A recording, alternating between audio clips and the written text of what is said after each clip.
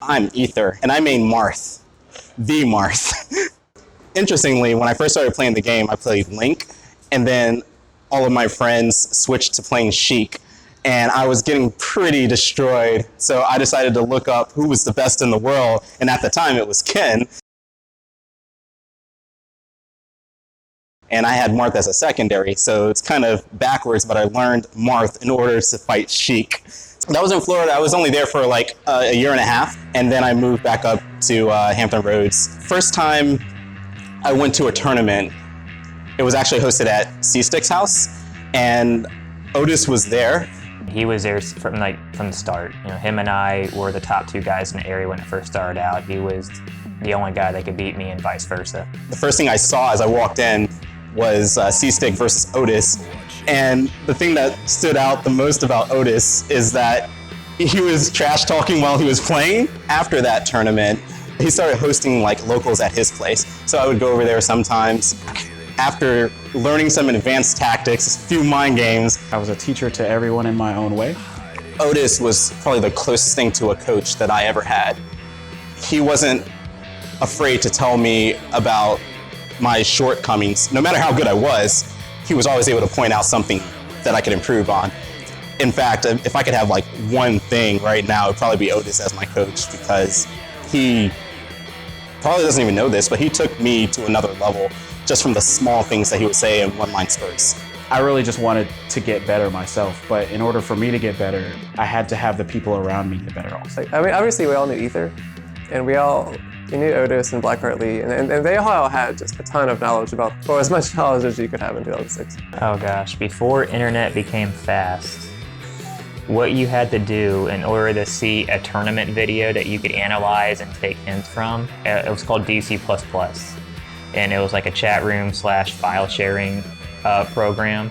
There was just like an ongoing chat room, and they just like had an online archive of the videos that you could download at like a snail's pace. But aside from him, I watched every King video and Killa OR video available on the internet.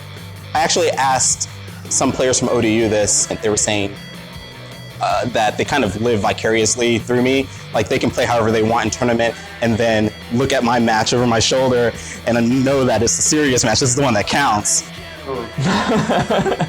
We all kind of had to ride on Ether's coattails for a while.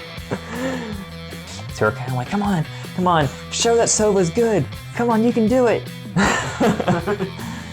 Kind of like Sova was trying to get that validation through Ether, because it was always him in the finals against Taupe or Cyrane or Lazar from North Carolina or someone like that.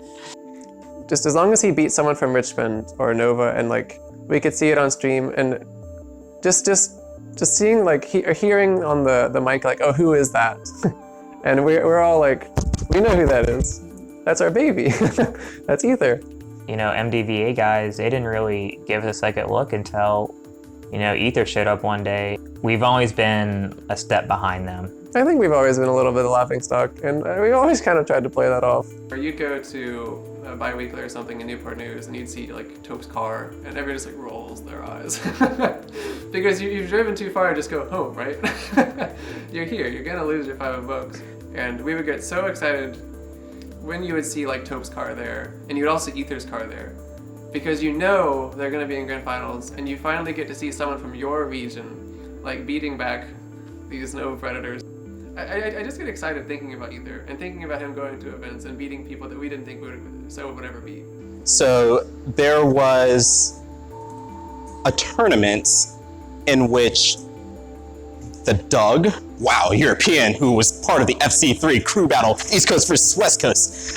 Taupe, the best Sheik in possibly the East Coast. His disciple, Cyrane, Isra, all of Richmond. Seeing you, oh my gosh, it was all in one tiny, cramped apartment. But then it was Ether versus Taupe, the best in Sova versus the best in Richmond. By then, I realized that Marth has a disadvantage to Sheik, so I played my Fox, and Taupe introduced a tactic that I'd never seen before, where he would grab me and down throw me, read where I was gonna go, grab me again. They call it tech chasing, but when he does it, it's called Taupe chasing.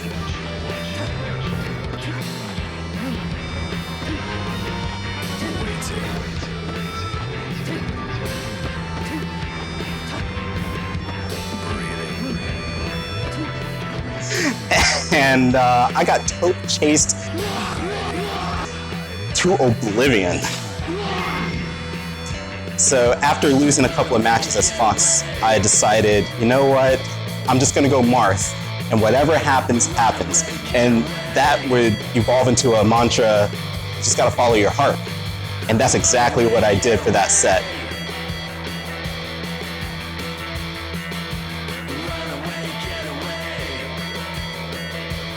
Then it was game 5, my Marth versus his Sheik on Yoshi's. I'm by the edge, I'm back to the edge, I grab him, and I throw him off the stage.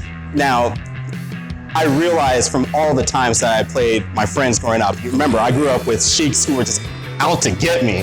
And I knew that if I would just throw them off the stage, they would immediately just jump in fair and try to hit me.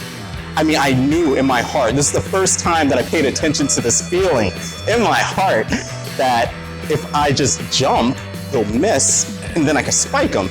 And that's exactly how that went down. And everybody erupts, they're screaming. There's a video on YouTube of this, and everyone's just screaming. And I knew it was happening. I'm not surprised. I knew what was coming. Last stock situation again, high percent. This is it, last hit. So he is going to run at me or something. He's gonna be within space where I know that I can just up B him and he'll die. Dolphin slash, cut through him, boom. I know he's gonna try to grab me. I'll just cut through that grab. So I do the up B and I hear the sound effect, whoosh. But he grabs me anyway, grabs me out of my up B and down throw, fair, it's done. And that was like, it was a heartbreaker